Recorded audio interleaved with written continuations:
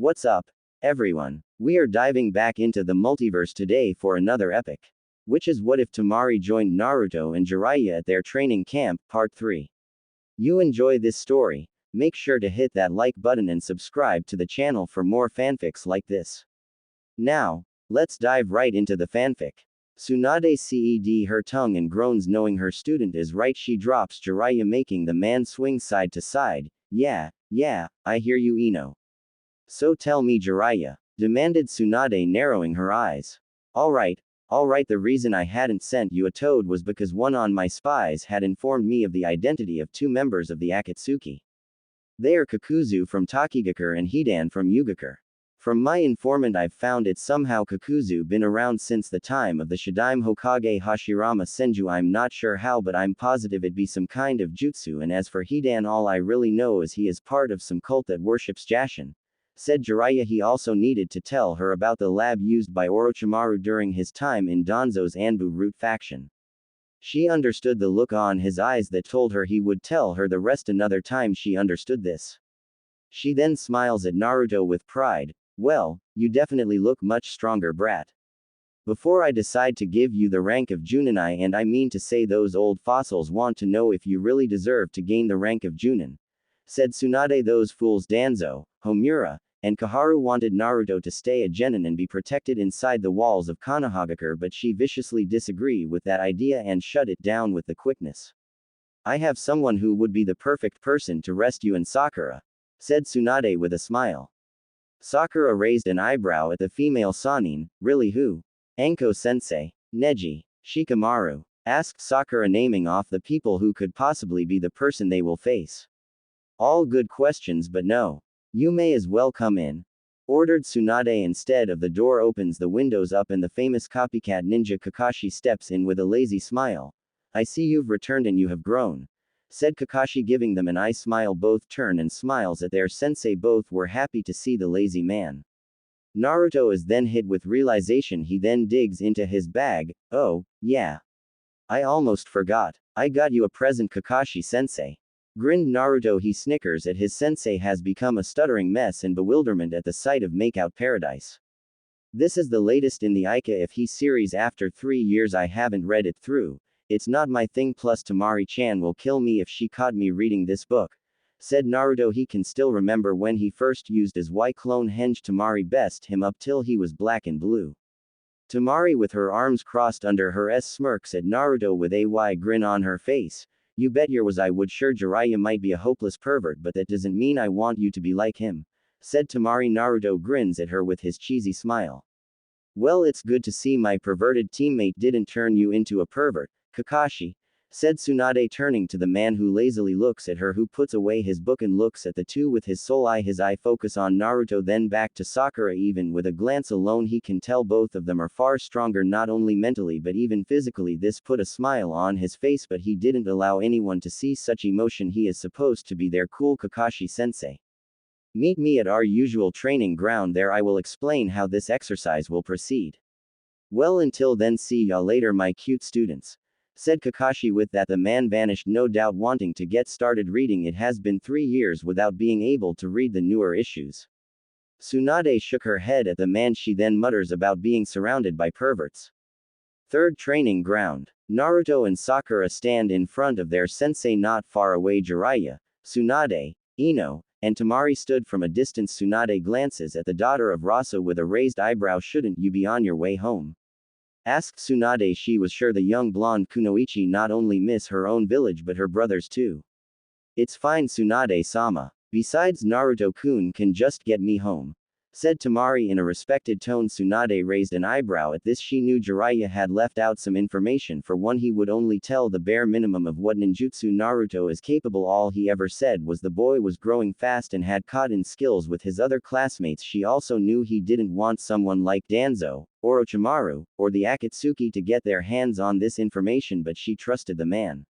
From now on, the two of you will come me on team related with missions. It's different than before. It's no longer teacher and pupil. Starting today, we're equal Konoha shinobis. Well, first I'm a bit curious as to how you've developed, said Kakashi. The man pulls out a familiar set of bells. The rules are the same as when I first met you. Two of you don't come at me with the intent to kill. you will never succeed in getting the bells. The rules are the same as before no matter how. Try to get the bells from me, you have until sunrise tomorrow, said Kakashi. He knew unlike last time he'll have to take this seriously or he might seriously get hurt. The special Junin and Chunin look around the training ground with a nostalgic look on each of their faces. I've missed it. Well, this place, said the smiling blonde Jinchuriki. He haven't realized how much he missed this place until recently. Yeah, said Sakura. Kakashi looks up from his book. Ah, that's right. This is where you first trained, isn't it? Asked Kakashi. Team 7, mutters Sakura, remembering the good times they had in their genin days. The three-man team, said Naruto, staring down at the ground. That time, Sasuke was around too, wasn't he? Asked Kakashi, but this question was more so directed at himself. Kakashi watches as Sakura gains a solemn look on her face and tightened her fist. As for Naruto, the blonde narrowed his eyes thinking about Sasuke. These two reactions caused Kakashi to stare with curiosity. He was honestly expecting the two to be devastated at the mention of Sasuke, but this response was interesting for the man. So those two have grown up quite a bit, thought Kakashi. He then closed the book, gaining the attention of both Naruto and Sakura. Well then, shall we begin? Asked Kakashi. This causes both of the young youths to grin in response. Naruto tightened his forehead protector and grins at Kakashi. You won't do it while reading the book this time, Kakashi-sensei? Asked Naruto. He then stretches out, letting his bones pop into place. Sakura smiles to herself as she puts on her combat gloves. You've already finished it? Asked Sakura. No, I think I should save the enjoyment for later. Besides, this time, for some reason over the feeling I should take it a little seriously too, said Kakashi. He then unveils his Sharingan. Naruto removed his sword, holding it in a reverse grip, and narrowed his eyes at Kakashi. He unleashes several of shuriken. Kakashi throws his own, seeing the weapons coming his way. Naruto plants his sword in the air and jumps off it. He then creates a clone. The clone throws him to the side. The original grabs his sword, but Kakashi grabs hold of his arm. His use of Kage Bunshin, the timing is very clever, thought Kakashi as he senses another Naruto behind him. This one wields a kunai. Well, your haste hasn't changed, said Kakashi. Naruto grins in response at his sensei. The man smiles at the memory of their first training exercise back then. Naruto had rushed in without thinking. This trail of thought has brought a smile on his face. You've matured, haven't you, Naruto? Thought Kakashi. Alright, then start, said the man. He then vanished in a cloud of smoke. Right, above, left, behind, if he's not anywhere, thought Sakura. She then went through several hand signs: earth release, shattering foundation technique, Doden, Kudakareru Dodai no Jutsu. Exclaimed Sakura. She focused earth affinity into her hand and punched the ground, causing it to split apart, showing Kakashi, who looked on in shock while Naruto stares in shock at the raw power of Sakura. Ino smiles at this. Sakura, you've really changed, haven't you? Said Ino, a low tone. Tamari looks at Ino with a raised eyebrow. That jutsu, so it allows you to mold the earth around you to split apart the ground beneath you. Very smart of you, Sakura. I guess it should make sense. Sakura would have grown stronger too, but to be able to perform that jutsu takes quite a lot of chakra control. But then again, genjutsu would be perfect. Someone like Sakura who has amazing chakra control, she may even become a better ninja than Godime, thought Kakashi. The man smiles inwards, proud of Sakura and Naruto, but he knew he couldn't make it easy for them. Flashback 3 years ago. Enko Mitarashi was known for many things, being sadistic, torturing any poor soul who she faces, her hatred for her former sensei, her love for dango, and liquor. But the one thing she hates more than dealing with the old fossils is someone interrupting her dango and sake time, at which someone has doing right now. Enko glares down at the pink-haired girl who's on, bowing her head before she doesn't even pay any kind. Scram, kid. Can't you see in busy? Said annoyed Enko. She remembered the last time someone interrupted her dango time. It was during the month off during the finals of the Chunin exams. If she remembered right, this girl was the teammate of that blonde loudmouth and that Uchiha kid. Please, train me, Enko-sensei, exclaimed Sakura with her eyes shut close, ignoring the stick of dango that were thrown at her head.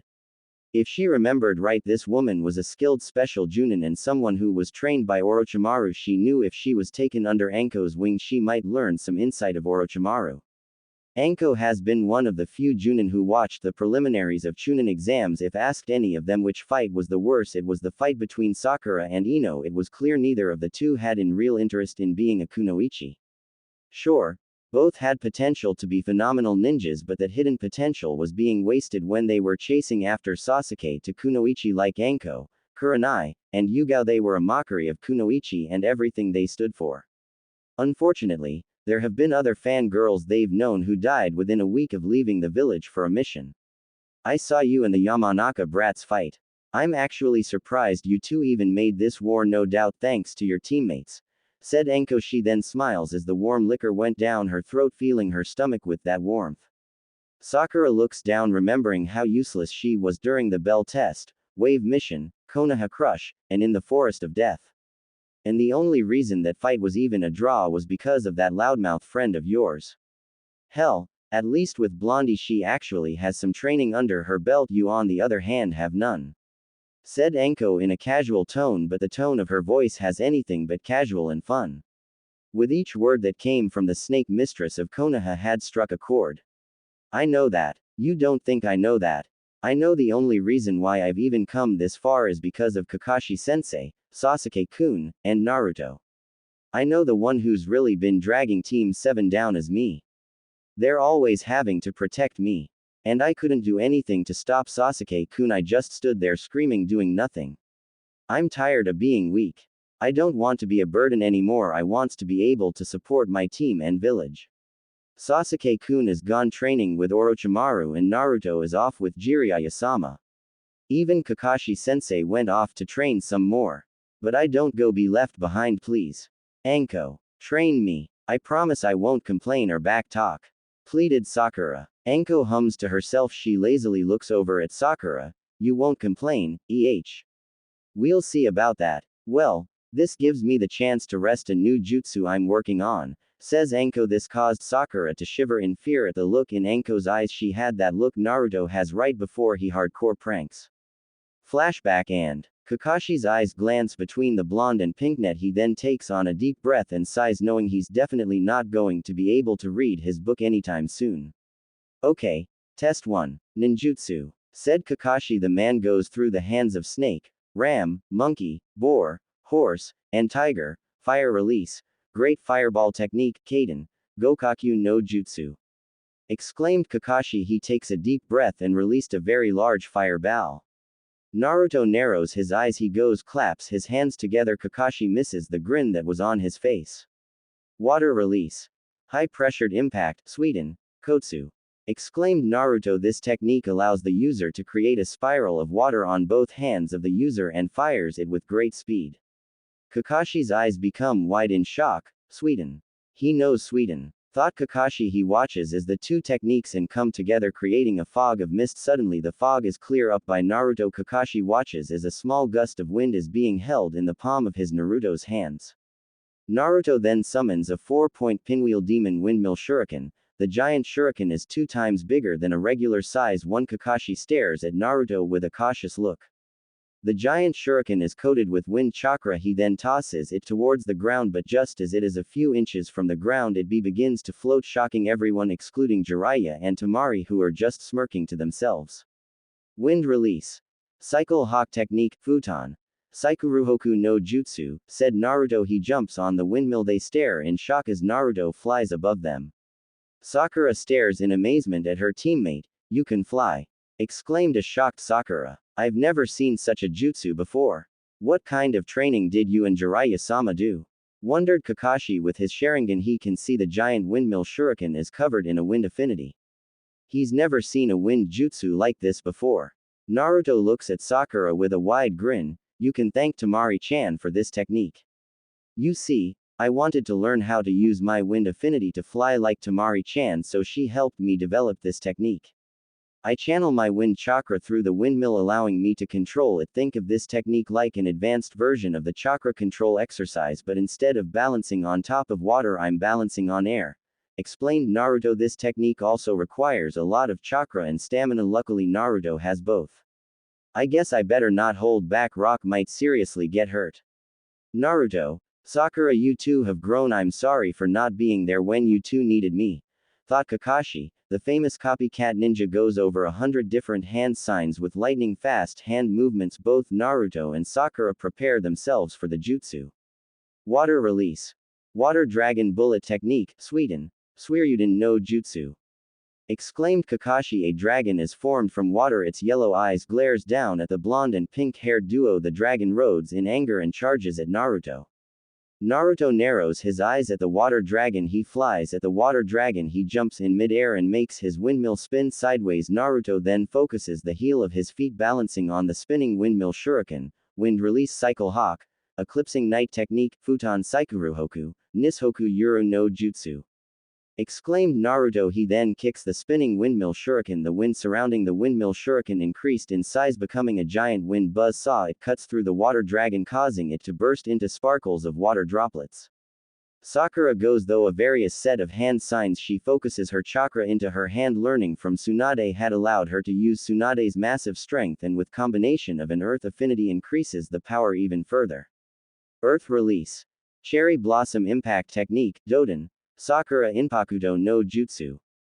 Yelled Sakura with a mighty cha. She punched the ground, causing a huge wave of stone pieces to be rocked from the ground. Seeing the incoming wave of stones, Kakashi creates a wall of earth. Taking brute force of the jutsu, Kakashi lets out a nervous chuckle. Ninjutsu pass. Now let's see how you two do with genjutsu, says Kakashi. The man vanished from his sight. Both Naruto and Sakura were back to back. The two near a sound coming from a nearby bush. From the bush is an injured Sasuke crawling towards them. NN Naruto, SS Sakura. HH help me, pleaded Sasuke groaning in pain. The two members of Team 7 stares at the Sasuke with a sigh. Naruto and Sakura both break out of the genjutsu. Is that it, Kakashi-sensei?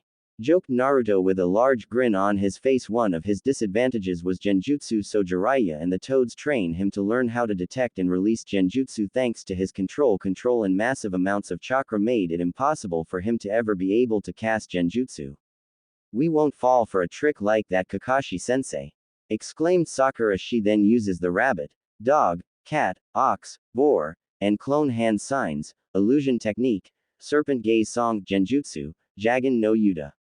Said Sakura. Everything begins to morph around Kakashi. Instead of being in the training ground, he now stands in a forest that is surrounded by tropical forest. Kakashi stares in shrugged. Various of white snake wrap themselves around the man, pining the man to the ground. Kakashi grits his teeth at being brought to his knees. Not bad, Sakura, said Kakashi. Thanks to his Sharingan he was able to break out of the genjutsu, which is good, because both Naruto and Sakura are wielding their own sword. Naruto and his Jien sword and Sakura wielding a kodachi. Her kodachi has a sharp edge to it. The pommel of the sword is shaped like a lotus flower. The pommel is royal blue with a light pink lining and the handle of the blade is black in color. Kakashi quickly uses a katana to block Naruto's sword. He then holds Sakura's arm into a right grip. So you both learned kenjutsu, huh? Well, this for interesting. Okay. I wasn't planning on a kenjutsu test, said Kakashi. Everyone in the village knows that Kakashi had joined the Anbu and became its captain. This includes his two students. He then gives them an eye smile and was soon replaced by a piece of log, causing the sword to fumble. Kakashi appears next to Naruto and elbows the blonde in the jaw. Naruto takes a quick step back and slashes at Kakashi, who parries each slash that went his way. He blocks an overhead slash and kicks a left kick to Naruto's ribs. Kakashi then blocks her blade. He then kicks her leg, causing her to lose balance. Kakashi throws his kunai in the air, confusing Sakura. He uses this to his advantage and grasps hold of her kodachi, keeping her in place. She grits her teeth as she tries to move. His eyes then widen as he senses Naruto behind him. He quickly replaced himself with a log, saving him from being cut in two from the trees. A volley of shuriken are being thrown at their direction. Naruto and Sakura deflect the flying weapons. Kakashi jumps in the middle between the two. Kakashi gives them an eye smile as the two slash at him from both sides, just like he did with Naruto and Sasuke all those years ago. He threw both Naruto and Sakura away from each other. Kakashi holds his kunai in a reverse grip. That stance, muttered Kakashi, recognizing the same stance Yugao and Hayate use. He smiles to himself, proud of how far Sakura has grown. Sakura swings her sword in a circular motion, leaving a trace of afterimages behind, which, befitting to name, mirrors that of a moon. Sakura then rushes at them to deliver a blow, taking advantage of the difficulty in following her movement. Hazy Moon Knight Oborozukyo.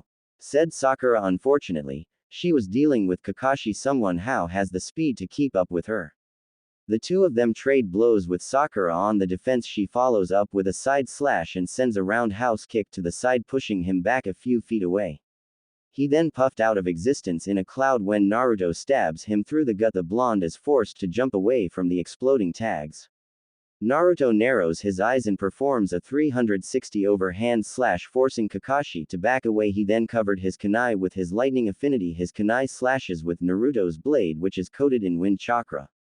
The two send a kick at each other, but both feet meet, one trying to push the other back. Kakashi backs away and jumps in mid-air and throws the lightning-infused kunai at Naruto, who leans to the side, just barely missing the ninja tool.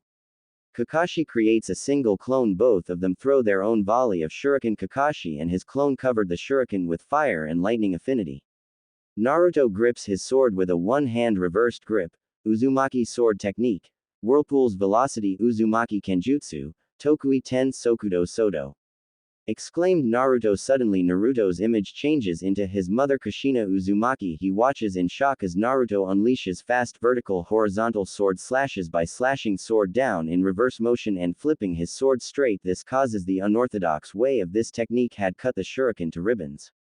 Fortunately, Kakashi was able to escape with only his arm bleeding. That Kenjutsu style, that was Kushina's, I'm sure of it. Thought Kakashi. He had been on the receiving end of the sword style in his youth. During his time with his team, it was always him and Obito being the receiving end of that technique. Whenever he and Obito were arguing, which was quite often, at most time to make them stop, she would just smile at them and they would settle down. This almost feels personal, says Kakashi with a sweat drop. Kushina was a very beautiful woman, but she was also a very terrifying woman on the battlefield. Besides being known as the red-hot-blooded habanero, Akai Chishio no habanero, to anyone outside of the village she was known as the Scarlet Death, Hiro no Shi, a kunoichi, famous for her red hair and her skills in fuinjutsu and kenjutsu. Naruto and Sakura just Facebook a cheeky grin, nothing personal sensei. Says Sakura. This is a test, says Naruto. Causing Kakashi to sign before glancing between the two of them. Alright, let's see how your taijutsu is. Wondered Kakashi. The man then goes through various set of hand signs, water release, water bullet technique, Sweden no jutsu. Exclaimed Kakashi. He then expelled a torrent of water at them, forcing them to jump away from the shot of water. Naruto and Sakura grit their teeth in frustration and annoyance as a pair of flash bomb lands before them, and without a second later their sight is overwhelmed by a bright light.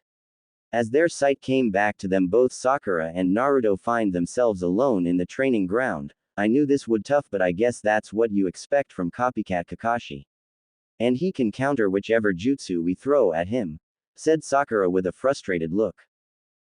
Maybe not, I have an idea, said Naruto. Sakura looks at Naruto with a raised eyebrow. With Kakashi. Kakashi was leaning against a tree with his usual lazy look, but his eyes had a very serious look. Those two sure have grown. Jiraiya had trained Naruto and Sakura had been taught by Konoha's most skilled kunoichi in the village. I definitely can't read it now, thought Kakashi as he pats his back pocket, which where the issue of Makeout Paradise is. After all, Kakashi is the only person brave enough to walk around reading those books out in public. Just as his hand slides in his back pocket grabbing hold of his favorite book, his senses go off. Cha, Earth Release. Rose Thorn of Heaven, Doden. Tengoku no Baratoge, exclaimed Sakura. She performs a powerful drop kick. She gathers a dense concentration of chakra in her foot that they release on contact with a target. The resulting damage is enough to seriously damage living targets and will likely also do some collateral damage to the surroundings. Ground that is affected by this jutsu fractures and sends small, flower petal-size particles into the air. Kakashi's eyes widened as the flower petals began transforming into rose trees. The vines begin to ensnare Kakashi. Damn genjutsu again. Only this time she added genjutsu into her attacks. Smart move, Sakura. Kai. Release. Exclaimed Kakashi. He quickly leans his head to the side, avoiding a left hook from Sakura. He jabs her in the stomach and kicks her in the legs, causing need to call back. She quickly performs a handstand and kicks her leg out. Kakashi jumps in midair and sends a side kick to her head, but she explodes in a cloud of smoke and is replaced with a log, but this log has 3 exploding tags attached to it. Kakashi quickly replaces himself a shadow clone. The real Kakashi is standing on the tree branch with his Sharingan eye. I better not push myself too much, thought the walking scarecrow. He then jumps from his spot as a pair of kunai were just thrown at him. Sakura sends a flying kick at Kakashi, who blocks it. Kakashi's eyes go wide as he realized he can't move. His eyes glance down and noticed his legs are wrapped in gold chains. A sealing formula of the Uzumaki clan appears all over him. Kakashi stares down in shock. He glances behind him, sees Naruto using the snake hand seal, adamantine sealing chains, bondage of restrictions. Kongo Fusa, Kosoku no Sokubaku, said Naruto. Kakashi hears a familiar sound. He turned his eyes and finds Sakura with the bells smiling to herself. She then smiles at Naruto. It looks like your plan worked, exclaimed Sakura. Kakashi blinks his eyes at them. We knew whatever jutsu we throw at you would just be countered by you, so we came up with the idea of layering a ninjutsu with a genjutsu, explained Sakura. We know you are an expert in most shinobi skills, but I remember there is one ninja art you aren't familiar with, and that being fuinjutsu. Not only that, but there is no fuinjutsu capable of rivaling an Uzumaki seal, grinned Naruto. He then releases the seal, causing Kakashi to stumble. The man then covers his Sharingan and gives his two students an eye smile. Tsunade and the others walk over to them. She gives the two youths a confident grin. Well, you have become strong, huh? I'm amazed you were actually able to get the bells, said Kakashi. I can tell whatever this pervert helped you with pages off. Congratulations, Naruto Uzumaki Special Junin. I'm sure with you back I'm expecting some trouble, grinned Tsunade in a joking manner while ignoring the defeated look on her teammate's face. Naruto's stomach then begins to let itself be known. With an audible growl, Temari rushed to his side, sandwiching his arm between her bust. Come on, Naruto-kun, take to this Ichiraku stand. Think of it as my treat for passing the ball test, says Temari. Naruto grins at Temari with a nod of the head. His stomach growls in response. As Temari drags away her boyfriend, he waves at Sakura and Ino. I guess, I'll see us guys later. Sakura, we'll definitely bring Sasuke back, yelled Naruto. Sakura smiles, waves at him as he vanished from her sight. She gains a somber look on her face. Sasuke-kun, I haven't thought about him in 3 years. I've mostly been focused on training. I haven't had any real time to think about him, thought Sakura. She hadn't thought about the Rogue Uchiha since she began training under Anko. She had even went on a date with Lee. Of course, the young taijutsu user was a little too much for her. The guy was nice, he just tends to overdo a lot of things. She did meet a boy when Konoha 11 was in Sunagaku for the Chunin exam. Kage-sama, the meeting is soon, said an elder. Okay, says Gaara. The two head back into the building. In the past few years, our village's power has stabilized and has maintained good relations with all of our allies, said Goza. Plus, we have good results from the curriculum of the training program we brought in from our new allies, Konoha, and our very own Temari of the Sand has been training alongside Jiraiya-sama and Naruto Uzumaki, said Ryusa. Seijo grins to himself. There's a Chunin exam soon. I'm looking forward to the results of that. Grinned the man. We can remember the Chunin exam 3 years ago. Well, this close to the Chunin exam, there's been a rumor, said Yura. Everyone turns to look at him with serious expression. Even Gaara narrows his eyes at the man. What is it? Asked Baki, narrowing his eyes. Ye gains a serious yet grave look, causing the tension in the council room to be even more tense than it already is. This information from Jiraiya of the legendary 3. You've all heard of an organization called Akatsuki? Asked Yura. Many of the men nod their head. Yes, we have. They are an organization comprised of S-rank shinobi. We were able to learn about 2 members of this S-rank shinobi, Itachi Uchiha from Konohagakure and Kisame Hoshigaki of Kurigakure. We've learned these shinobi usually operate in a pair of 2, said Baki. The man narrowed his eyes glance over to Gaara, who sits in silence, not uttering a word. They also discussed other things such as candidates for the Chunin exams, who to have as a proctoring the Chunin exam. They even talked about thanks to the relationship with Konoha they were able get better missions.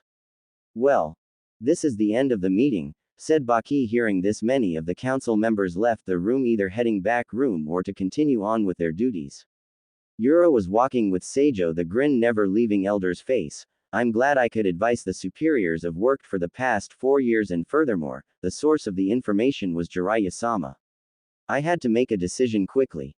Said Yura. Not only that, but they even found out before Itachi joined the Akatsuki Orochimaru belonged to the group but left no doubt after he foolishly tried to capture Itachi. But well done, Yura. Have them tighten the security of the village. Commented the man. Out of nowhere a switch was flipped in Yura's head. The younger man stumbles with each step. This action confused Seijo. The man looks at Yura with concern. What's wrong? Asked a worried Seijo. No.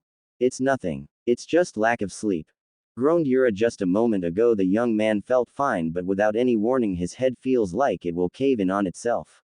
Seijo looks at the struggling Yura with a look of concern and worry. Take care of your body, advised Seijo, but Yura just simply waved him off and continued with walking with much difficulty. Seijo muttered about young people pushing themselves too much. So that's what it was. Groaned Yura, narrowing his eyes in the distance. Somewhere in the vast land of sand two figures can be seen, one of average height and the other is hunched over. But the most noticeable thing about these two is what they are wearing. Both mysterious figures are wearing a black cloak with red clouds. So, the ones Orochimaru manipulated are ahead, yeah. It seems for some reason, he leaked our information and turned into a traitor, yeah. Says Deidara, a blonde man from Iwagakure with a rare explosion release. We don't have a choice, it seems. I don't know what he's like after using that jutsu either. Is it alright just with that bag? Our opponent uses the power of human sacrifice.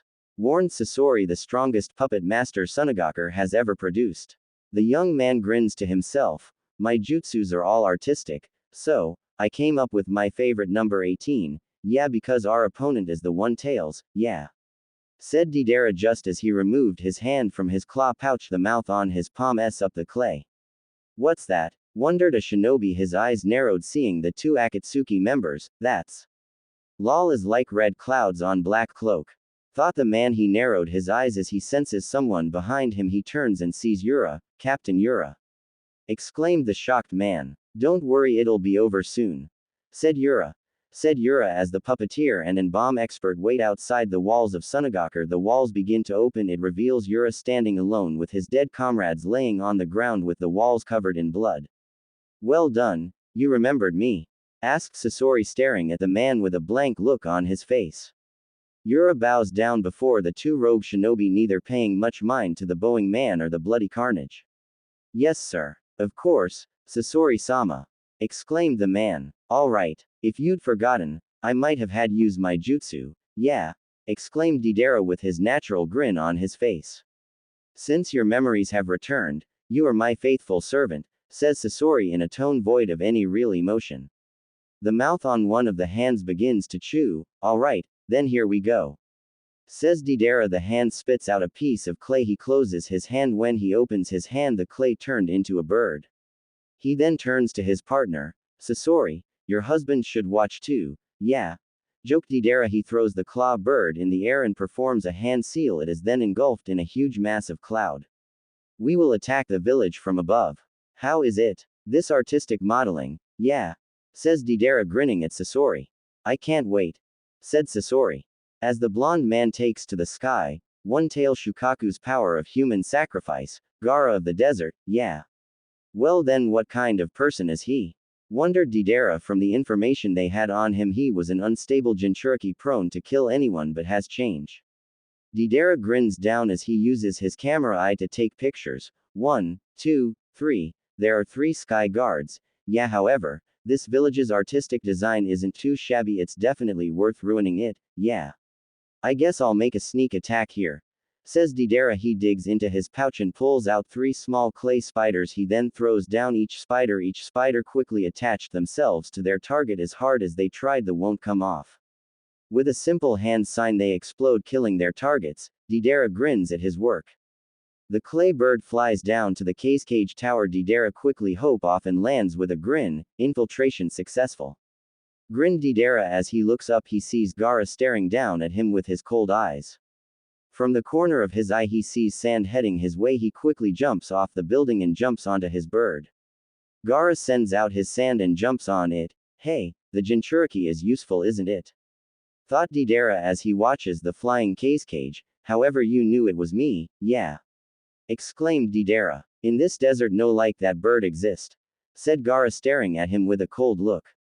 Hey, seems like my sneaking in was a failure, yeah. Thanks to that, I don't need to search for you, yeah. Exclaimed Deidara. Gaara glares at him without saying a word. He raised both arms. A massive wave of sand rises from the ground. As one would expect, he has the geographical advantage. It's risky, yeah. Said Deidara. Location: Konohagakure. Iruka smiles at the blonde duo. So, you are a special Junin. That's great, Naruto, exclaimed Iruka with a look of pride when he heard Naruto had returned, and to his surprise returned with a new look and a girlfriend, so he paying for their food for a congratulations for his promotion. Both Tenuchi and Ayame smile as their favorite blonde devours bowl after bowl. He may have grown up, but he still eats ramen like a black hole, so, the other Junin are Shikamaru and Neji. Well, that's no real surprise. Those two definitely have what it takes, said Tamari. If she had to guess, Shikamaru probably was even more smarter and even more of a lazy. She hopes Neji isn't as arrogant as she remembers. Naruto grins at Tamari, and knowing Shikamaru, he probably said being a Junin is too troublesome. Laughed Naruto, mocking Shikamaru, causing everyone to snicker at joke. He then thinks back to Gaara. Cage, I guess you got a head start, thought the blonde. Flashback: 2 years ago. Location: Land of Steel. Naruto slams his hand on the ground and grins down to Gamekichi. Hey, boss. What's up? So you have a treat? Asked the toad, who has grown in size in a year. Naruto rolled his eyes at the toad. Yeah, I got you a treat, said Naruto. He then digs into his back pocket and pulls out a candy bar. Who goes fully takes it. Gamekichi looks around but doesn't see any real damage. All he really sees are lots of trees, mountains, and horses. What's up, Naruto? You're not in a fight, or are you on a mission? Asked the confused toad. Naruto shakes his head negatively at his toad companion. Nah, nothing like that. Ero Senin, let Tamari-chan and I take a break. But I need you to give this to Gaara, says Naruto, giving the small toad a wrapped box. Gamekichi cringed at the mention of Gaara. Gaara. As Gaara of the Sand. The one you fought when Orochimaru invaded the village, exclaimed Gamekichi. He definitely didn't want to be killed by that guy. Naruto, seeing the traces of fear on Gamekichi's face, just chuckles. He won't hurt you, he's changed. Look, if you're that scared, just find him, give him the box and leave, advised Naruto, though he couldn't blame Gamekichi for being scared of the Sand Jinchuriki. Hell, everyone in Konoha 11 was scared of Gaara when he fought and destroyed Rock Lee. Sure, that'll work, said Gamekichi. He then was engulfed in a cloud. Flashback end. Suddenly, Naruto's eyes went wide. He then narrowed. Tamari catches the sudden change of her boyfriend and looks at him with confusion and worry. What is it? Asked Tamari with her tail-colored eyes looking in his blue orbs. It's Gaara. He's in trouble, said Naruto. The blonde rises to his feet, abandoning the bowls of ramen. Kazekage-sama. Wait, how do you know this, Naruto? Questioned Iruka, staring at Naruto like he had just lost his mind. Iruka didn't understand it. 1 minute he was happily sitting down with them eating his ramen with a dumb grin, then without warning his mood switched. No time to explain, Iruka. I want you to go to Ba-chan and tell her the Kazekage is in trouble and it is possible it's an Akatsuki attack, demanded Naruto before Iruka can work. Even questioned his favorite blonde ninja. Naruto scoops up Tamari and puts her on his back. The blonde duo then vanished in a flash of yellow, leaving all three of them shocked at what they just saw. Damn it, Naruto, cursed Iruka. It hasn't even been a week and trouble has already began to start. The Chunin slaps down the necessary amount of money and storms off towards the Hokage office. Naruto and Tamari appeared on top of a building. The male brings out his giant demon windmill. He then turns back to look at Tamari, who has a serious and concerned look on her face. You ready, Tamari-chan? Asked Naruto. The fan user nods her head at her boyfriend. She jumps on his back, snuggling against her favorite blonde. Naruto then throws his giant shuriken and hope on it. The two take off. Naruto then dug into his pocket and pulls a prolonged kunai with ceiling writhing. He throws the kunai and the two vanished in a yellow flash. With Tsunade, the busty cage size, as she had just finished an overly large stack of papers and is now working on the next sack. She was hoping if she finished this stack she'll head out and buy some delicious sake. Her peaceful thoughts were cut short by Iruka storming into the office. Iruka. What the hell is wrong with you? demanded Tsunade. Not only had the academy teacher stormed into her office by the loud bang of the door being opened to hard caused every paper to fall to the floor, causing Tsunade's she-bros to twitch in annoyance. "It's Naruto!" exclaimed Iruka. Tsunade then went on guard. Wonder what has happened after all. The blonde had just returned, and besides, just how much trouble could the blonde possibility get in? He said Gaara was in trouble, and it's possible it's the Akatsuki. And I think him and Tamari left to confront whatever trouble Kazekage-sama is in, explained Iruka. You think? Iruka, what the hell do you mean you think? Demanded Tsunade, who was in no mood to play games.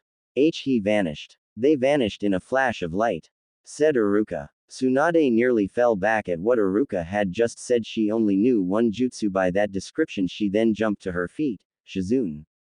Get me. Team 7 and Ino. Right now, yelled Tsunade. The whole building shook at the sheer volume of the Godime's voice. Iruka gulps in fear. Hi, Tsunade-sama, yelled Shizune, followed by the sound of a pig.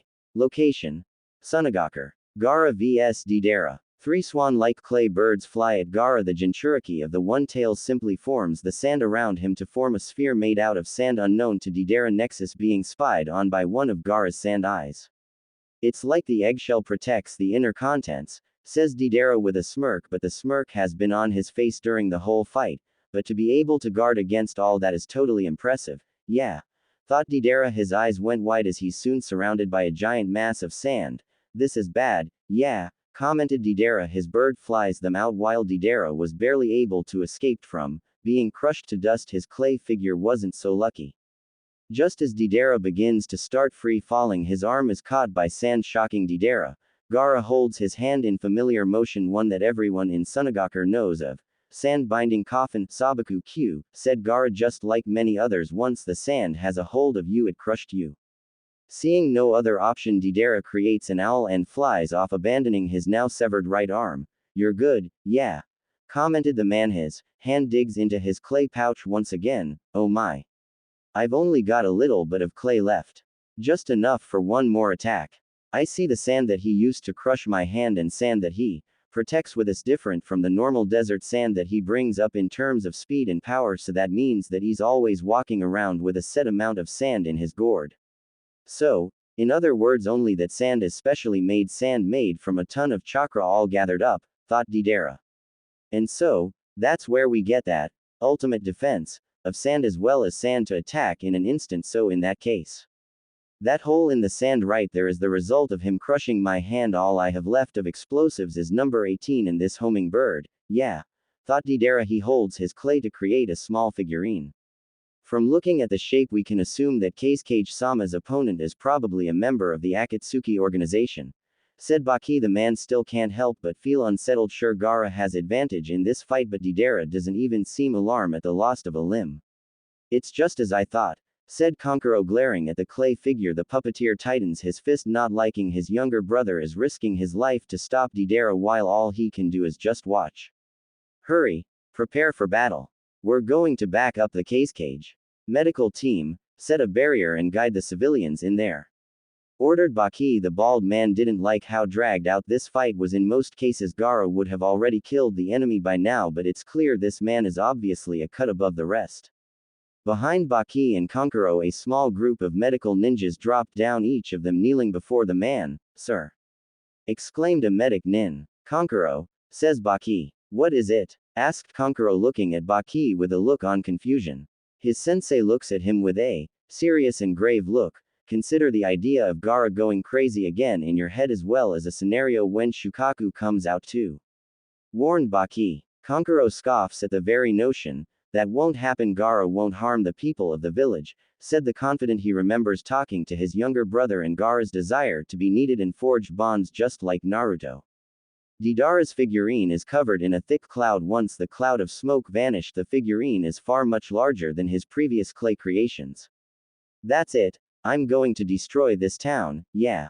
However, he was stronger than I thought. It's just like Sasori said, I was unprepared to be stopped from below would put me in such a bad more. That, and I'm tired of your expressionless face, hehe. The explosion clay doll that I made of clay and chakra from the mouth in the palm of my hand.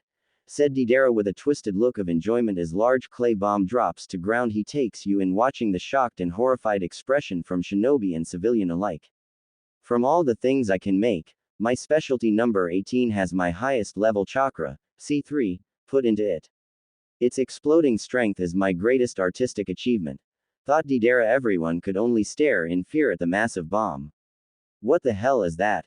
This is bad. Spread out, ordered a fearful Baki. You're too late, yeah, said Deidara with a dark look on his face and a grin plastered on his face.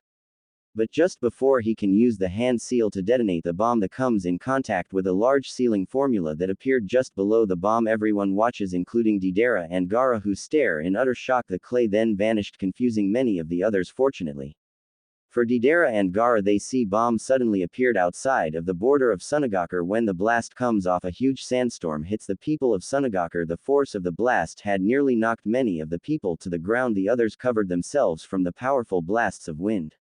What the he, get away from my brother, yelled Tamari, slamming her fan against his face, throwing I'm off his bird. Gaara stares in shock at the sudden appearance of his sister. He stood in utter shock.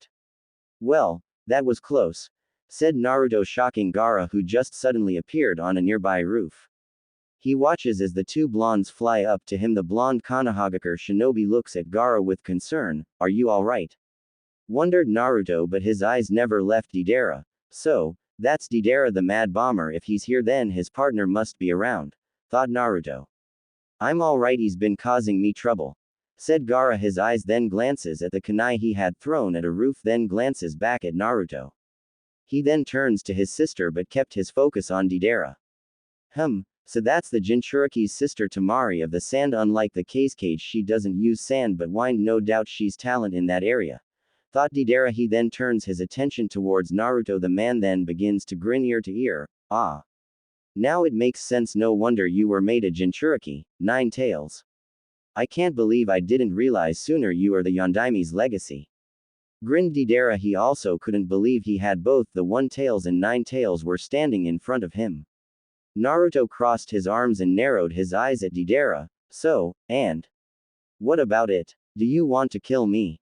I've met other Iwagakure ninjas who wanted to outright kill me, says Naruto, looking at Deidara's mouth hand.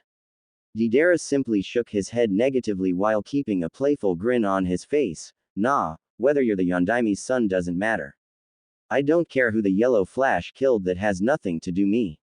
But 3 against fair, don't 2, I think, yeah, said Deidara. He then mentally cursed himself, seeing as Naruto knows Hiroshin no Jutsu is a big problem, that one jutsu is capable of killing over 1,000 people. He may have been too young to during the Third Shinobi War, but he remembers stories of Minato Namikaze and he didn't want it to be on the receiving end of those infamous kunai.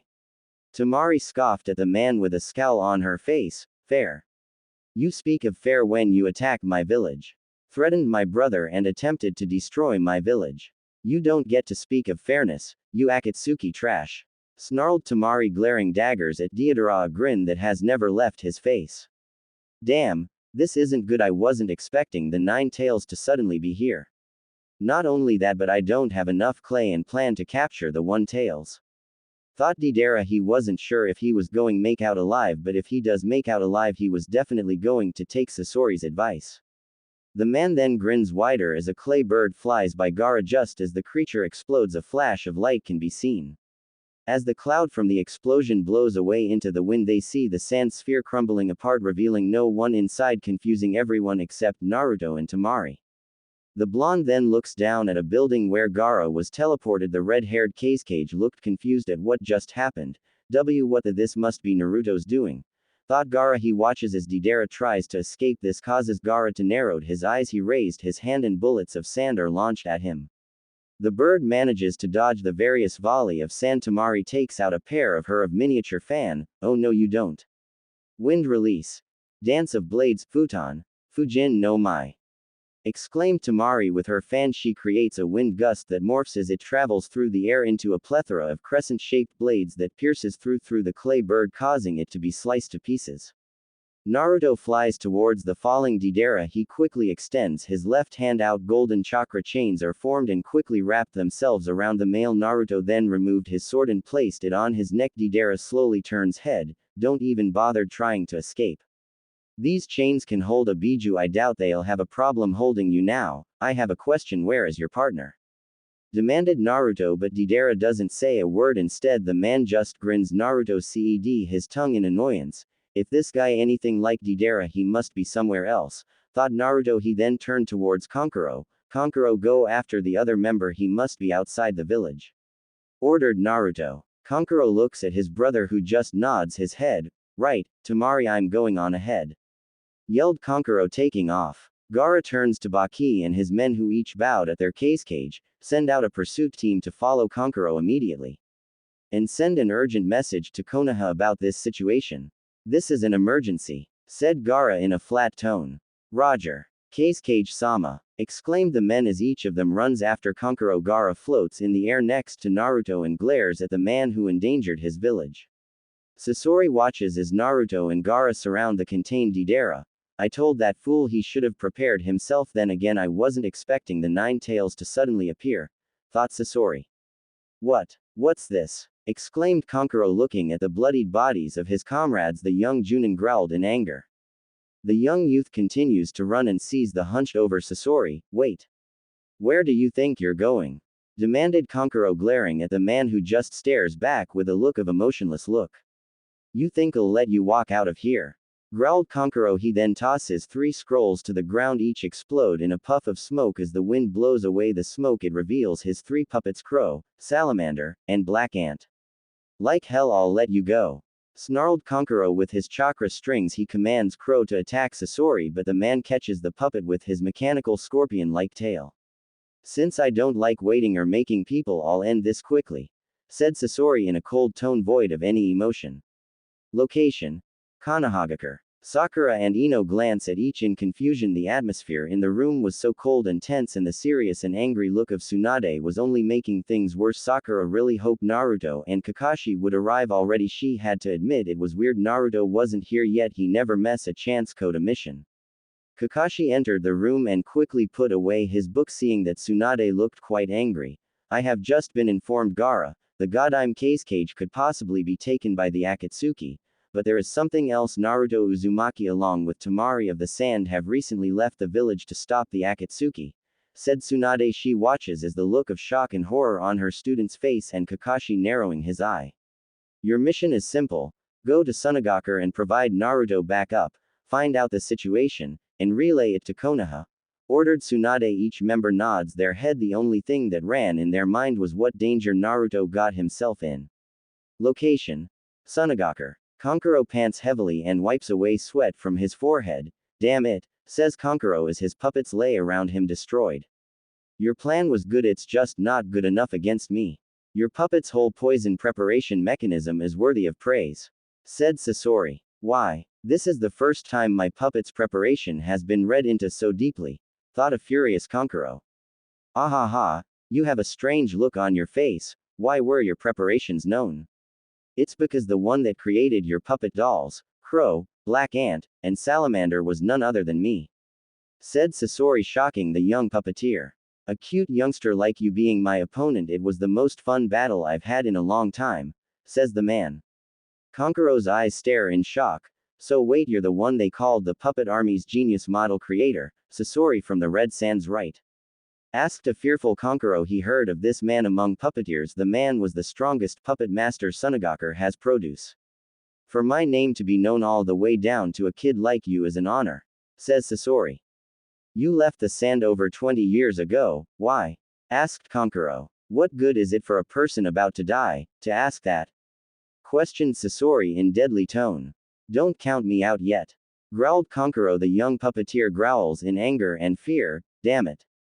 Grayed out all the people who had to face it had to be Sasori of the Sand. I guess I have to use those Gaara, Tamari, Sakura. I'm not sure if I'll make it out, thought Kankuro. He then pulled out 2 storage scrolls. As each scroll opened, one scroll has the word Black Shark, Kurosame, and the other has Crocodile, Kurokodiru. Each scroll is engulfed in a cloud of smoke. As it vanishes, Sasori stares with interest at the 2 new puppets Kankuro summoned. The 2 new puppets Kankuro summoned resembles a shark while the other one resembles a crocodile. Sasori hums to himself with interest as he stares at the shark puppet, which resembles a great white shark, and the crocodile puppet resembles a crocodile. These toys must be your own creation, but I highly doubt they are going to be even match for me. Mocked Sasori as his poisonous tail moves lazily but ready to defend or attack if necessary. Kankuro snarls at him, he then pants heavily. Damn, I can already start to feel the poison's affect. Black secret technique. Sunrise flame kurohige. Hinode no Hano. Thought Kankuro. The shark puppet opens its mouth, releasing a purple must from his mouth. He then commands Kurokodiru open its mouth, and a stream of flames escaped from its mouth. As the flames comes in contact with the purple must, it ignites and explodes in a torrent of flames. Kankuro smirks as he sees the image be consumed by the flames. Kankuro then howls in pain as he's stabbed in the back. He slowly turns head to stare at Sasori, who removed his poisonous tail. The poison should be making its round soon enough. Fufufu, if you wants to live so badly, I won't kill you. However, that poison will kill you in 3 days, said Sasori, walking away, leaving Kankuro laying in the ground in defeat. Later, it's a new poison, we haven't found any kind of antidote, said the man, looking down at the poisoned Kankuro. If we don't hurry, he won't last 2-3 days are out limit. We call the siblings, though I'm not sure how willing they will be to help, said a worried Baki. He then glances at Temari, who's standing over her brother with a worried and concerned look. Damn it, Gaara was saved in the end, but Kankuro was seriously injured. Damn it, I'm their sensei and I couldn't anything to help them, thought Baki. He then glances over at the 2 Jinchuriki. He walks over to them. Naruto, you said you informed your team, correct? Asked Baki. Yeah, it should take them about 2 days, I believe, said Naruto. Baki nods his head in acceptance. Do you know if there will be a medic? Our medics here can't make head or tails on the poison, asked Baki. Actually, I do. My teammate Sakura Haruno has been studying under Tsunade Senju, said Naruto. He was smart not to call the blonde Senju the nickname he has for her. Baki stares in shock. He then smiles widely. Really?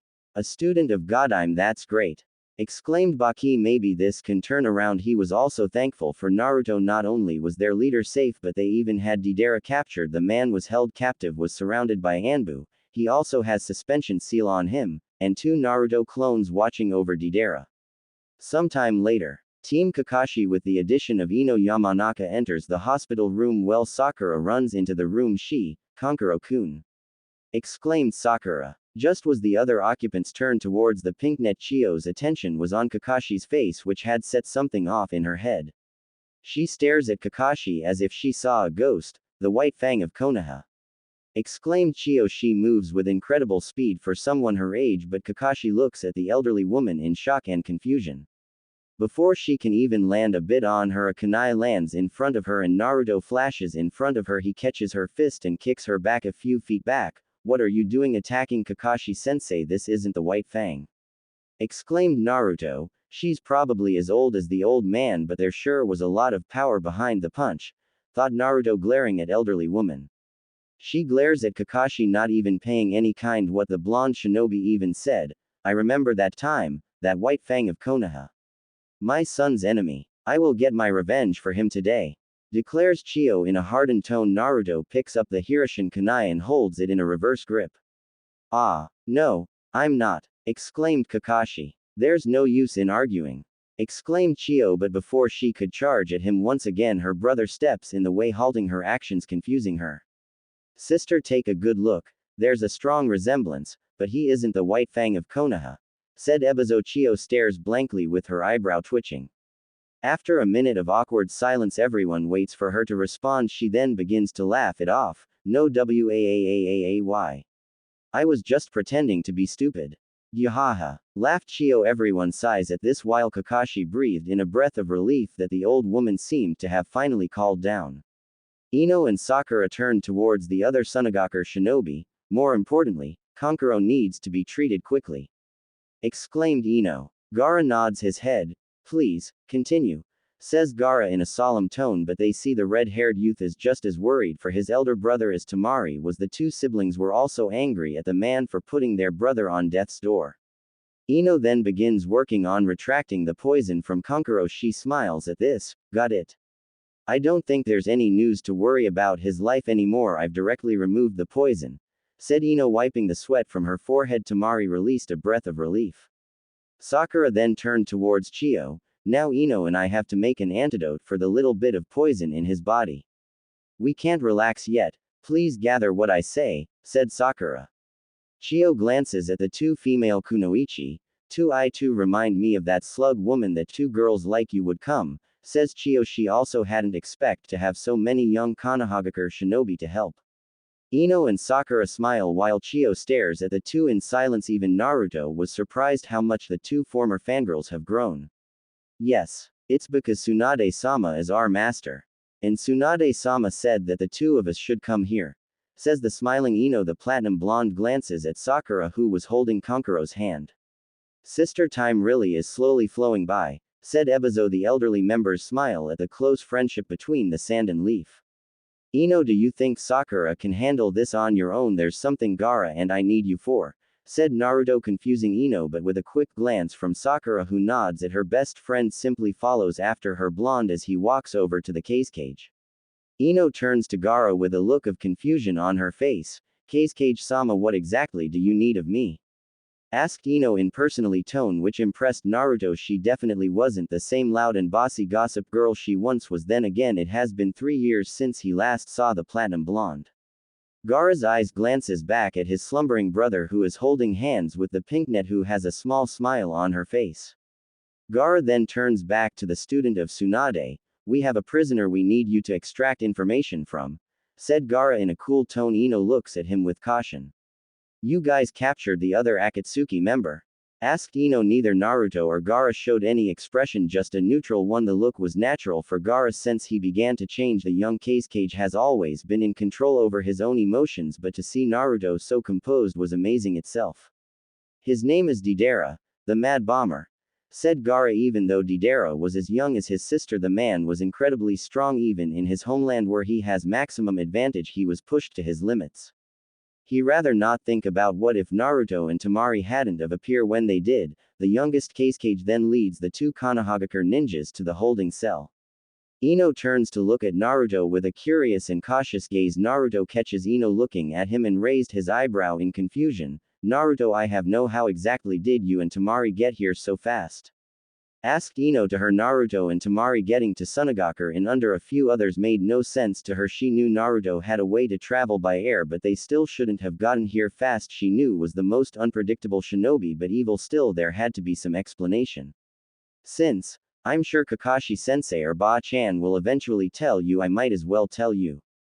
The jutsu I used is called Flying Thunder God Technique, Hiroshin no Jutsu. The technique allows me teleport whenever I throw a marker, said Naruto. Seeing the look of confusion on her face when he says marker, he pulls out a prolonged kunai. With this sealing formula, it allows me teleport to one to another. Think of it as an advanced form of Shunshin, but only 2 people have successfully learned it, the creator Tobarama Senju and Minato Namikaze, explained Naruto. Ino stares in shock. Not only had the blonde learned a difficult jutsu, but a jutsu only Nadame and Yondaime were able to learn. You just keep surprising me, Naruto, thought Ino. She wonders what else he has up his sleeve, but she supposed only time will tell. So, Kankuro and Sakura, good for her. Through I never thought Kankuro and Sakura would ever be in a relationship, commented Naruto. He was happy for his friend finding someone. He is happy that she has finally gotten over her obsession for Sasuke, and he's sure the puppet master would treat her car better than Sasuke ever would. The blonde couldn't help but to wonder just how stronger Sasuke has become. Ino snickers at this, making her fellow blonde to look at her as if she had grown a second head. You're one to talk about unexpected couples. When you and Tamari came back as a couple, joked Ino. Hearing this causes Naruto to laugh softly and rubs the back of his head. That's fair, but what about you? Asked the curious Jinchuriki. What about me? Questioned Ino. Naruto rolled his eyes at the kunoichi. Are you seeing anyone? Or maybe you have your eye on a certain lazy bum? Joked Naruto, but also asking her back in the academy and was one of the prettiest girls, and even now she was a total bombshell. He wouldn't doubt if every guy in the village had tried to talk to her. She also seemed to have calmed down quite a lot too. Ino looked at Naruto as if he had grown a second head. Me and Shikamaru? No way that would happen. He's too lazy, and the bum might be smart, but he's too lazy. Even getting up in the morning is too much of a drag, and he's a junin, for crying out loud. exclaimed a very heated Ino. Naruto snickers at the ranting Yamanaka. He remembered she would always rant about Shikamaru's laziness or Choji constantly eating. Naruto stops his snickering and Ino stops her ranting as they walk towards the holding cell. 4 members of the Anbu were guarding the holding cell. Each member bows to their Kazekage-sama. Is everything alright? Asked the Anbu puppet master, who was concerned about his fellow puppeteer. Everything is alright, now. Kankuro is saved thanks to Ino Yamanaka and Sakura Haruno. How is the prisoner, Aunt? Questioned Gaara. He hasn't said anything of use. Kazekage-sama, said Ant, and his colleagues almost groaned as they were each forced to listen to him rant about how very chaotic concept of water is and his suggestions about new art, and neither of them were pleased to listen. Very well, please move aside, commanded Gaara. Each of the Anbu nods their head at Gaara and step aside. Deidara turns his head towards the door and grins wide at the new people entering the room. They watch as the clones who surrounded Deidara had all went poof. Naruto groans lowly, causing Ino and Gaara to look at Naruto in confusion. What is it? Is something wrong? Asked Gaara with a look of concern and mentally ready to use his sand to protect his best friend and Ino. It's nothing, I just received the knowledge of my clones. Your Anbu were right though, all he ever talked about was his clay, and if he listened to his partner he couldn't possibly captured both you and I, but nothing too important. Says Naruto. The two just now their heads in agreement. Later they can ask about how he got the memories from his clones, but now they have business to attend. Gaara turned his attention on Deidara and stares at him with a cold, emotionless expression. He could hear Shukaku from his mindscape telling him to kill Deidara, but H ignores sand creature even though he really wants nothing more to kill Deidara. The Akatsuki member grins widely as his eyes glance towards Naruto, Gaara, and then to Ino, who then begins to chuckle to himself. You brought one of your little friends. I doubt she's anything like Ibiki. Yeah. She doesn't look very as scary as him either. Yeah. Exclaimed Deidara, grinning ear to ear. Ino turns to look at Gaara. He just gives her a simple nod of the head and uses the Yamanaka clan hand sign, mind-body switch technique, Shintention no Jutsu. Exclaimed Ino. Within a few moments Deidara's head goes limp, a clear sign the mind technique was a success. How long do you think it will take for Ino to get what she wants in Deidara's mind? Asked Gaara with a tone of curiosity. While the redhead was pushed to his limits and his brother was recovering from the poison, he still didn't have time to rest. But fortunately, I was able to keep Shukaku at bay. Thought Gaara. Even though he might have won if he'd transformed into the one-tailed Biju, he rather not rely on such a creature, especially if it meant the Biju would just end up destroying the village. Naruto shrugged his shoulders. He then glances at his fellow blonde, remembering when Sakura and Ino fought each other during the Chunin exams. Honestly, I'm not sure. I've only seen her use the technique on Sakura back in the Chunin exams, but from what I remember she nearly won that fight. But, from what I understand, it doesn't take too long for Ino to enter someone's mind. If Team Asuma they could answer your question better than I did, said Naruto, narrowing his eyes at Deidara. He trusted Ino to get what she needs from his mind, but this man even with one hand is still quite deadly. Then all we can do is wait and be prepared for anything, stated Gaara. Unfortunately, yeah, but the moment Deidara makes one wrong move we take him out, asked Naruto. Gaara nods his head agreement. Yes, this man still has to pay for attacking my village, said Gaara with his sand moving in response, always ready to protect the son of Rasa at any moment. And as for Naruto, he pulls out his prolonged kunai. Through. I wish this reunion could have happened in better circumstances, but I am glad to see my sister after these 3 long years, said Gaara with a small smile on his face. Naruto notices this smile and smiles back and pats him on the shoulder. I'm just glad I was able to get here in time. I wouldn't be able to forgive himself if I wasn't able to save you like Sasuke, said Naruto. You still don't blame yourself for Sasuke's leaving your village, do you? Asked Gaara, remembering how upset he was over his failure of the Sasuke retrieval mission. No, not anymore. Sasuke made his decision to leave with Orochimaru. No one forced him and no one kidnapped him. Sasuke willing left the village of his own discord. Besides, I have better things to worry about than those two, said Naruto. Gaara smiles at this. It seems like it was a good thing my sister joined you on your training trip after all, said Gaara, smiling to himself. Naruto looks at Gaara with a blush on his face. What's that supposed to mean?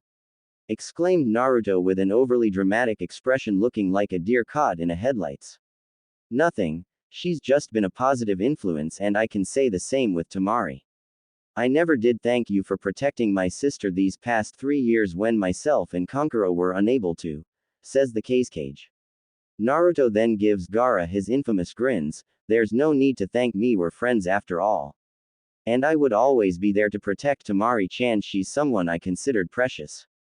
Grinned Naruto. Gaara stares at Naruto with a look of shock before smiling at him. They then hear a low groan coming from Ino. She turns around to look at the two with a serious look. Everyone is going to want to hear this, said Ino with a serious face. She then turns to look at Naruto with a look of concern, confusing the blonde Jinchuriki. Very well, Anbu, take this man to a holding cell and watch him till Irabaki returns. If he tries anything, you have my permission to handle the situation you see fit, ordered Gaara. Each of the Anbu members all yelled a loud audible hi. As the trio had returned, they find Sakura snuggling up to a peaceful-looking Kankuro. Ino snickers at the scene. Kakashi closes his book and gives them an eye smile. So, how did it go? Were you able to learn anything, Ino? Asked Kakashi in his cool, lazy tone. Hi, Sensei, I was able to learn quite a bit. For example, I was able to learn the identity of 2 other Akatsuki members and the Jinchuriki they've already taken. And I even managed to learn about Sasori is meeting with a contact of his at Tenchi Bridge, and guess what, his contact is Kabuto, meaning you guys can find out where Sasuke is, said Ino. Kakashi's soul eye goes wide before becoming serious. I see that as a lot. Who are the other 2 Akatsuki members you were able to identify? Asked Kakashi. The only Akatsuki member Kakashi had fought was Itachi, but that fight was one-sided. But the copycat ninja wonders just how dangerous these other 2 members are. From what I can gather, these 2 are Kakuzu, a missing nin from Takigakure, and Hidan, the immortal butcher from Yugakure and worshipper of Jashin, said Ino. Kakashi and Baki looked puzzled. Neither of the 2 never heard of these 2. What of the Jinchuriki that have been taken? Who are they? Asked Baki, wondering just how many Jinchuriki have the Akatsuki captured. So far they have captured Yugito Ni of the 2-tailed cat, Fu of the 7-tailed beetle, and Han of the 5 tails, said Ino with a grave expression. It even made it worse. She saw the pained expression of those 3 Jinchuriki as the Biju were removed, but I've also learned something else. When they were extracting the Biju, I found out they don't just outweigh kill them, they take them to a secure location, said Ino. Each of them stood in silence. Lady Chiyo and her brother Ebizo stares at the Konoha ninja shock. May I ask you something? Asked Chiyo, looking at Naruto, Kakashi, Sakura, and Ino. Look at the elderly last with curiosity. Tamari grabs hold of Naruto's hand. The eldest of the Sand sibling looks at Chiyo with caution. Tamari looks towards Naruto, who slowly nods his head. Why would you go so far for the Kage-sama who doesn't belong to your village? Asked Chiyo. She was also curious as to why he seemed so familiar with Gaara and his siblings. Why? Well, because Gaara and I are alike but yet so different. We both experienced loneliness and the hardship of a burden.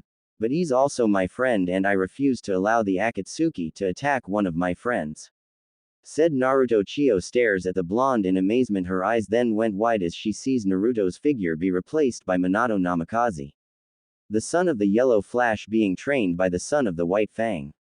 Who would have ever thought shinobi from 2 different villages can get along and show this level of trust and compassion with one another? Thought Chiyo. She smiles on at the scene, never believing to see such a level of trust. Her eyes focus on Naruto. Child, what is your name again? Asked Chiyo. Naruto grins at the elderly woman with his natural wide grin. Naruto. Naruto Uzumaki, the future Hokage, said Naruto with his tone laced with absolute confidence. Tamari looks over at her Uzumaki boyfriend and recognized the look on his face. That was the same look he had when he fought Gaara and the same look he gave her many times on their training trip. She also came to recognize never bet against Naruto because you will lose. Lady Chiyo bows to Naruto, shocking many of the inhabitants of the Sunagakure population stares in shock, knowing her distrust in Konohagakure. Even her own brother knew just how far this hate for Konohagakure ran. Thank you, Naruto, you have saved the cage and its cage. For that I thank you, and you have opened my mind to what a mistake I have made, says Lady Chiyo with a small smile, thinking back to when Rasa, the previous cage, has ordered her to seal Shukaku into his 3rd newborn son, but unfortunately her expertise weren't in fuinjutsu. Naruto looks on in conference. She ignores his confused look and remembers the times she spent with Sasori. She then gains a somber look. The one who fought with Kankuro was Sasori of the Red Sand. My grandson, I will tell you everything you need to know about him, said Chio. Naruto stays quiet and simply nods his head. Hearing this somewhat surprised him, but he figured it made sense that the two puppet users are related. Time skip. Team 7 stood in front of the gates Sunagaku all ready to leave. In front of them were Gaara and many other Sunagaku ninjas. Baki along with many shinobi of the sand bows at Naruto, surprisingly many of them. Naruto Uzumaki, thank you for saving Gaara once again, said Baki. Even though he was a high-ranked Junin and the sensei of the sand sibling, he still felt guilty. He could do nothing to help Gaara or Kankuro. Naruto simply smiles at the bald man. It's no big deal, I was only doing what was right, said Naruto. For the blonde, rescuing Gaara is second nature. Even if Tsunade forbid him from rescuing Gaara, he still would have saved him simply because it is the right thing to do. Plus he knew Gaara would no doubt do the same for him. There's no need to be modest, young one. What you did was an incredible feat. But from I heard you have saved Kazekage-sama before, correct? Asked Chio. She heard after the failed joint invasion with Otogaku, Gaara had changed and stopped downright killing anyone and anything that came close to him, which greatly surprised her. She remembered hearing the people of Konoha praising Sasuke Uchiha, but it was Naruto Uzumaki, the supposedly dead last of Konoha. My sister is right, young one. She is the one who sealed Shukaku inside of Gaara, said Ebizo. The people of Konoha glances at Lady Chio, who lowered her head in shame, no doubt feeling regret about the life she was forced to put Gaara on. They then glances at Gaara, who seems to be surrounded by two Suna, Genin Matsuri and Yukata. The Konoha team then glances back at Ebizo. She always blamed herself for sealing Shukaku into Gaara, feeling like she doomed Gaara to a horrible fate, but because of you Gaara has become a great cage and is constantly working to make sure the village is safe, said Ebizo with a small smile. Naruto stares at Lady Chio with a surprised look on his face. He's then caught by surprise as Matsuri and Yukata invades his personal space and gives him a 10,000-watt smile. He looks towards his girlfriend for help, but she just smirks at him. He silently voices out the word traitor. The two girls bow at the blonde shinobi. Thank you for saving Kazekage-sama, exclaimed Yukata with wide smile and tears running from her face. Just like the rest, she watched Gaara's fight and she was amazed at the fight but also scared for her leader until Naruto and Temari came. Naruto smiles warmly at the young teen. Even her brunette friend cried along with Yukata, but he couldn't really make out what the other two were saying. It's okay, there's no need to cry, everyone's safe, said Naruto. The two girls then hug Naruto. He stares uncomfortably still as the two girls bawl their eyes out. Naruto looks towards Gaara, who just stares at him with a small smile. Kankuro snickers at Naruto, but he stood his snickering stops when Temari punches him on the shoulder. Kankuro grumbled underneath his breath and rubs his shoulder in pain. Temari walks towards them and pulls the two girls away. Temari and Naruto smiles at each other. She runs her hand over his whiskered face, causing to purr in response and nozzle against her cheek. She then grabs hold him in place and smashed her lips against his own. They could hear various of feminine squeals of excitement. Both Sakura and Ino blush in embarrassment at the sight of affection. The pinknet didn't think she could do that. She still hasn't brought Kankuro home to meet her parents, so kissing the puppet master in front of everyone she knew was out of the question. She glances at her sensei and notices the man has one of his eye smiles on his masked face. Her best friend Ino was giggling besides her. She knew her friend was huge fan of gossip, and the two blondes making out in front of the whole Sunagaku was a huge scoop. The young platinum blonde was happy for Naruto, aware of how lonely and attention-starved she was. She and Ino felt horrible how they each treated Naruto. Gaara and Kankuro were smiling at their sister while the two felt uncomfortable at having to see their sister attempt to the life out of Naruto. They were still happy for their sister. Temari's into the kids, causing Kankuro to look away with an embarrassed look on his face while Gaara just stares stoically, but he also felt awkward seeing such an act. He couldn't sworn he heard Kakashi muttering about the new inspiration for Ika Ika series. The young Kazekage was also wondering if it was possible for him to meet someone just like how Naruto and Temari met each other. Unknown to our favorite sand user, Bin stared at Matsuri, who has hearts in her eyes as she stares at Gaara, admiring how handsome he is. Temari and Naruto pulls away from each other as that's part from each other. A trail of saliva can be seen. Temari leaves into him, resting her head against his chest. Naruto rubs Temari on the back. She smiles at the warm feeling from his body. You better visit me, Naruto-kun, said Tamari as she takes a step back. She runs her hand over his whiskered cheek.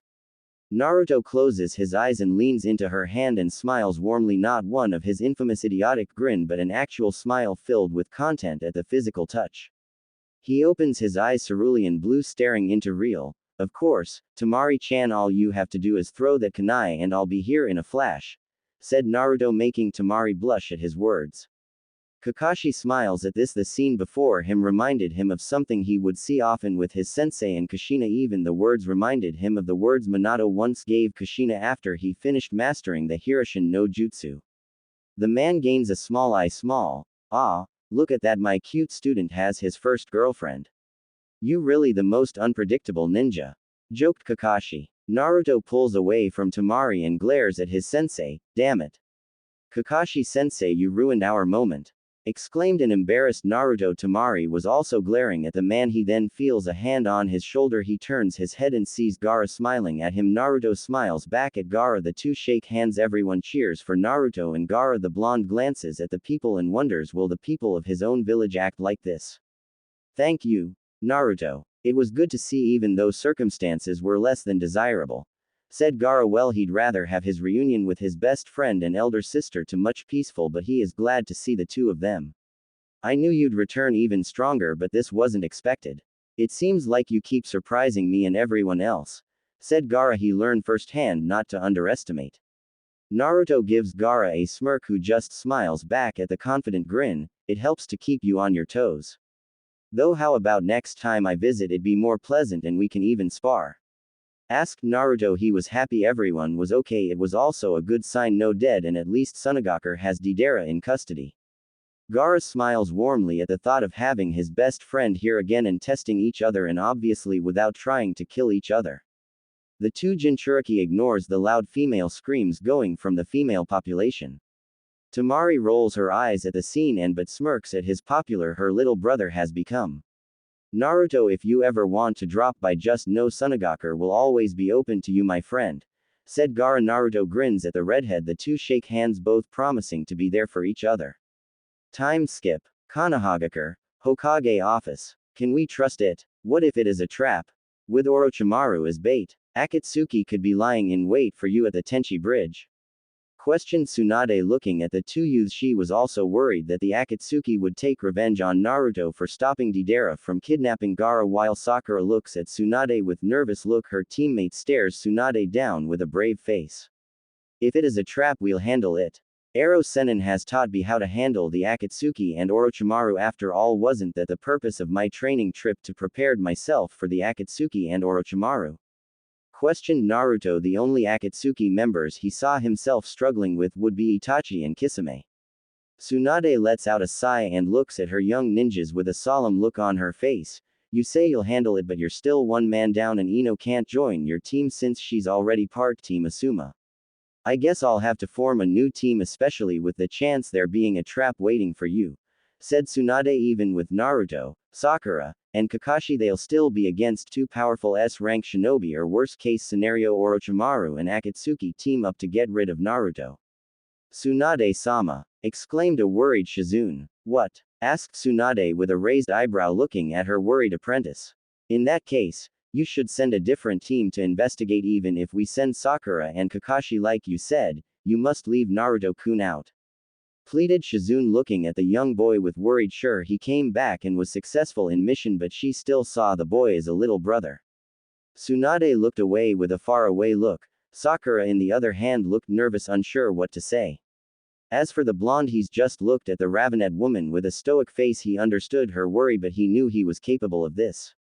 Shizune, Sakura and Ino is, like you, one of the few shinobi I can trust, and I am definitely sending Sakura's team, Team Kakashi, on this mission, said Tsunade. Then wouldn't it be the same if my team went? Questioned Shizune. It's not the same. Both Sakura are desperately chasing after someone who is going down a dark path, their old teammate, Sasuke. They strongly believe more than anyone in rescuing Sasuke. Those strong feelings will bring the mission to succeed. You and Sakura are different, explained Tsunade. Plus, both felt guilty at their inability to bring back Sasuke. Tsunade glances over at Naruto. What do you think, Naruto? Asked Tsunade. I think you already have an idea of someone who you want to join Team Kakashi. Says Naruto. He then turns and smiles at the worried Shizune. He then pats her on the head, causing her to look at the blonde, who grins widely at her. It'll be alright, Kakashi-sensei will be with us. Plus Ero Sennin might be an hopeless pervert, but he's a good teacher. Said Naruto with a grin, hoping to wipe away some of the worry she has for him. The boy entrusted with Shodai-sama's necklace. Naruto-kun could really be no ordinary boy, thought Shizune, thinking about the first time she and Tsunade had met the loudmouth blonde. I will find members to fill in the gaps left by Sasuke, but I will also bring in an extra member to help Kakashi, said Tsunade. Both Naruto and Sakura nod their heads in understanding. Well, if there's nothing else, there's something I need to do, said Naruto, not giving any of the women to speak. The blonde vanished in Shunshin. Tsunade, I would like to speak to you, come, says Kaharu. Tsunade stares at the elder woman with suspension and mistrust. The woman may have been her sensei's teammate, but her, along with Homura and Danzo, those three had always tried to undermine her sensei, and anyone who sides with the old war hawk was someone you can't and shouldn't trust. With Naruto, the blonde makes his way to Konoha's cemetery. As he arrives, he sees someone here. Kakashi sets flowers down, and I interrupting.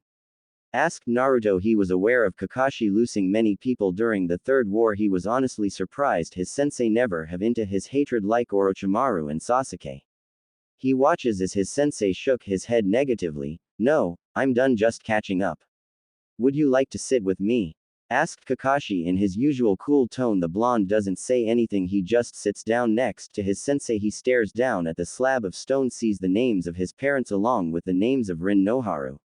Was she your teammate? Asked Naruto in curiosity. The man have her a small nod of the head. Yeah, she was. You know, my team was a lot like yours, said Kakashi. The blonde blinks in surprise. Really? Exclaimed Naruto, hoping the man might tell him since he was very secretive about his past.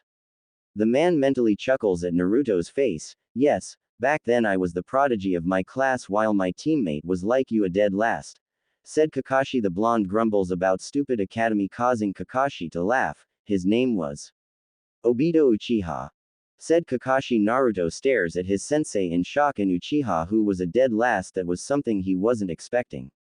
Yano, he was the one that said those who abandoned the mission are scum, but those who abandoned their friends are worse than scum. It was also his dream to become the Hokage. He was a good person, always trying his best and looking out for others, said Kakashi. By the tone of his voice, it was clear that the past really weighed heavy on him. Kakashi-sensei, that Sharingan you have, its Obito's isn't? Questioned Naruto. He honestly couldn't see any other Uchiha would give away their precious eye, but his teammate Obito seems different from any other Uchiha. The blonde watches as Kakashi nods his head and places his hand over his forehead protector, covering his Sharingan. Yes, it was his dying wish that I have it and used it for good. Naruto, I'm not sure if it means anything, but sorry, says Kakashi, watching the blonde's face morph into confusion. Sorry. Sorry for what, Kakashi-sensei? Asked Naruto. The man turns to look at Naruto with a serious face. I'm sorry for not being a good sensei to and Sakura. The truth is I focused a lot on Sasuke because I saw myself in him and I wanted to save Sasuke from himself. But every day with you guys was like a constant reminder of my team. I shouldn't have favor one student over the others, especially since you are my sensei's son. I wanted to honor the memory of Obito, but I just caused a rift in the team, says Kakashi. The man honestly felt bad for sidelining Naruto and Sakura, especially when both Naruto and Sakura needed the extra help. Kakashi-sensei, it's alright, you don't need to apologize. You were probably ordered by the old man, or it was the old man's advisors, but it is true you should have trained Sakura and myself, but you shouldn't blame yourself for Sasuke's betrayal. I'm sure you did everything to change him just like Sakura and myself tried, but Sasuke made his decision. No one forced out of the village, he left willingly. You were able to not get consumed by your own hatred and darkness while Sasuke embraced it. Tell me something, Kakashi-sensei, what will you do if we run into him on our next mission? Asked Naruto. Kakashi's eye widened at the blonde, clearly understanding the tone of his voice. His soul eye narrowed in suspension. Naruto, are you asking me will I kill Sasuke? Questioned Kakashi, never taking eyes off his student. Yes, you know there's a chance he'll refuse to come back. What then? After all, He is a traitor of the village. He did join one of Konoha's worst criminals who's responsible for who knows how people Orochimaru killed while still a shinobi in the village, who also killed the old man, and Sasuke was willing to go to the snake all because he's power hungry. Said Naruto. He knew the chances of Sasuke willingly going back to Konoha was luckily to happen. The older man released a heavy sigh. I'd rather not have to kill Sasuke Nexus, my student, but if he chooses not to come back willing, then I will. But I'm hoping I will have to use lethal force as a last result, but in reality the chances of Sasuke coming back to village on his own accord is very unlikely. What about you, Naruto? What will you do? Asked Kakashi. Over the 3 years of thought about what will I do if I run into Sasuke, knowing Sasuke, I'm sure if he somehow did beat Itachi he still wouldn't come back to the village. After all, after Itachi is dead, what's left for Sasuke? He cut himself off from anyone. I will give him one chance to return, but if he refuses, I'll do what I must. Said Naruto. He can still remember the cold look Sasuke gave him after he shoved a Chidori through his chest. He took him a while, but he realized if Sasuke truly did see him as a friend, then he wouldn't even try to kill him, and another abandoned the village. As far as he's concerned, Sasuke was never his friend. People like Shikamaru and Gaara were his actual friends. Naruto then vanished in a shunshin, leaving Kakashi to his own thoughts. As he shunshin through rooftop to rooftop, he jumps down to the quiet streets and remember what Sasuke told him about the next step in evolution of the Sharingan. You must kill your best friend, thought Naruto. He then rolled his eyes from what Jiraiya told him. The Mangekyo is a far superior version of the Sharingan. Naruto jumps down from a building, causing several people to jump in surprise, but they quickly resume their normal day lives. The blonde then thinks about the first time he witnessed the Mangekyo Sharingan. Amaterasu, black flames that burned so hot not even water, thought Naruto, remembering when Jiraiya sealed away the black flames. Naruto, is that? Exclaimed Choji. Naruto turns around and sees Shikamaru and Choji. Shikamaru looks the same and just as lazy as always. As for Choji, he worked out quite a bit, losing a lot of the fat. Just when I was enjoying the quiet, commented Shikamaru with a lazy smile on his face. Naruto gives Shikamaru a half smirk. Still as lazy as ever, huh? Joked Naruto. His eyes then glances down at Shikamaru's vest. Let me guess, Junin? Asked Naruto. Shikamaru response was just a sigh and mumbled about troublesome blondes. Yeah, it's a drag, but it keeps Ino and my mom off back. Choji, here is a Chunin like most of our friends. The only ones who aren't are you, myself, and Neji. Said Shikamaru. It didn't surprise Naruto. Shikamaru was a Junin. He was definitely smart enough and skill enough to be a Junin. Choji stares at Naruto with confusion. Wait. You're a Junin, Naruto? Exclaimed the fairly large teen. Last time he remembered Naruto was a genin before he left, but he did remember hearing from Ino that Tsunade had given missions to Jiraiya and Naruto to gain experience. Ba-chan promoted me after Sakura and I defeated Kakashi-sensei in the Bell test, plus it also helped we did several missions and had completed our mission in Sunagakur. But I'm actually a special Junin. It won't be long till I'm an official Junin. Grinned Naruto with a proud grin. Yeah, still as troublesome as ever. So, what are you doing? Just wandering around? Questioned Shikamaru. The blonde seemed less hyperactive and loud. He seemed more composed and doesn't seem to wear his emotions on sleeve anymore, but he knew the blonde teen was more troublesome than he used to be. Tsunade is putting together a team for our next mission, so I'm just killing time till she sends the Anbu to come get me. What about you guys? Asked Naruto with curiosity. He figured Shikamaru must be busy. After all, he is a Junin. With that title comes with a lot of responsibility that he would rather ignore and just watch the clouds. I have to sort out the entrance for the Chunin exams. It's a drag though, said Shikamaru. He glances over at his overweight comrade. Ino and I have a mission with Asuma-sensei, said Choji. Unknown to the three of them, they are being watched by someone. Naruto chuckles at seeing Choji stuff his face with chips. They might have grown over the last 3 years, but Choji still love eating as before. Naruto then narrowed his eyes along with the other two. Him and Shikamaru quickly ed down to the ground as a ink tiger charges at them. Choji enlarged his arm and punches the ink creation of splattered in a burst of ink. Thanks for listening. In the next part. In the meantime, please leave a review. I would love to hear your feedback, especially if it helps me improve the overall story.